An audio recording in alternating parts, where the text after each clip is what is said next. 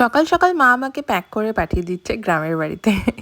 এই যে এত কিছু পড়েছি, মা আমাকে জোর করে পড়িয়েছে। আজকে আমি যাচ্ছি গ্রামের বাড়ি, মানে আমরা এখানে বলি দেশের বাড়ি, জানি না কেন দেশের বাড়ি বলা হয়। আমাদের গ্রামের নাম হচ্ছে কুলেপাড়া। সেখানে আমাদের আদি বাড়ি রয়েছে, মানে দাদুর বানানো বাড়ি রয়েছে। এখন জেঠু পাশে একটা বাড়ি বানাচ্ছে, তো সেখানে বাড়ির কাজটা আমি দেখতে যাচ্ছি। যেহেতু আমাদের বাড়িতেও সব কাজ আমি দেখে শুনে করিয়েছি, তাই জেঠু আমার উপরে একটু বেশি ভরসা করে। ফেরার সময় মোর সুপার মার্কেট থেকে বাড়িতে যা কিছু ফুরিয়ে গেছে সব প্রয়োজনীয় জিনিসগুলো কিনে আনি। যখনই কোনো কিছু ফুরিয়ে যায়, এক সপ্তাহ ধরে ঠাম্মা আমার কানের কাছে বলতেই থাকে এটা ফুরিয়ে গেছে, ওটা ফুরিয়ে গেছে, বাট কোনো কিছুই একেবারে বলবে না। বাড়ি ফিরে দেখি ঠাম্মু পাটিসাপটা বানিয়েছে। খোসলাতে গিয়ে নতুন একটা ওয়াশিং মেশিন অর্ডার করে দিয়ে এসেছি, আশা করি কয়েকদিনের মধ্যেই চলে আসবে। আজকে বিকেলে আমাদের বর্ধমান যাওয়ারও কথা আছে, তাই বাড়ি ফিরে আগে লাঞ্চটা সেরে নিই। বাট তোমরা কি মাকে দেখলে? আমার পাট থেকে মা মোচার ঘন্টা তুলে খেয়ে নিল। এটা তো কিছুই না, আমাকে খাওয়ানোর সময় অর্ধেক ভাতই খেয়ে ফেলে। ব্লগটা ভালো লাগলে কি করতে হবে জানো তো?